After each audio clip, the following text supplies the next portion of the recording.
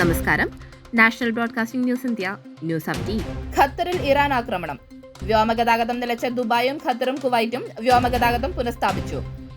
American താവളം Iran ആക്രമിച്ചതിന് പിന്നാലെ അടച്ച ദുബായ് അന്താരാഷ്ട്ര വിമാനത്താവളം സാധാരണ പ്രവർത്തനത്തിലേക്ക് തിരിച്ചെത്തിയതായി അധികൃതർ അറിയിച്ചു. എന്നാൽ ചില വിമാനങ്ങൾ വൈകാനും ചിലത് റദ്ദാക്കാനും സാധ്യതയുള്ളതിനാൽ യാത്രക്കാർ എയർലൈനുകൾ നൽകുന്ന മുന്നറിയിപ്പുകൾ ശ്രദ്ധിക്കണമെന്ന് നിർദ്ദേശമുണ്ട്. ഇതിനിടെ ഖത്തർ വ്യോമാതിർത്തി വീണ്ടും തുറക്കുകയും വിമാന സർവീസുകൾ പുനഃസ്ഥാപിച്ചതായും ഖത്തർ എയർവേസ് അറിയിച്ചു. ഖത്തറിലെ അമേരിക്കൻ വ്യോമതാവളത്തിൽ ഇറാൻ ആക്രമണം നടത്തിയത് വലിയ പ്രതിസന്ധിക്ക് കാരണമായിരുന്നു. ഖത്തറിൽ വിമാനയാത്രകൾ പുനരാരംഭിച്ചതിന് പിന്നാലെ കുവൈറ്റ് സിവിൽ ഏവിയേഷനും വ്യോമഗതാഗതം പുനഃസ്ഥാപിച്ചതായി അറിയിച്ചു. പ്രസക്തമായ ആഭ്യന്തര അന്തർദേശീയ ഏജൻസികളുമായുള്ള ഏകോപനത്തിന്റെ അടിസ്ഥാനത്തിൽ കുവൈറ്റ് അന്താരാഷ്ട്ര വിമാനത്താവളത്തിലേക്കും തിരിച്ചുമുള്ള സർവീസുകൾ സാധാരണ നിലയിലായെന്ന് സിവിൽ ഏവിയേഷൻ ഡയറക്ടറേറ്റ് ജനറൽ വ്യക്തമാക്കി. കൂടുതൽ അപ്ഡേറ്റ്സുകൾക്കായി കാത്തിരിക്കുക. National broadcasting news India.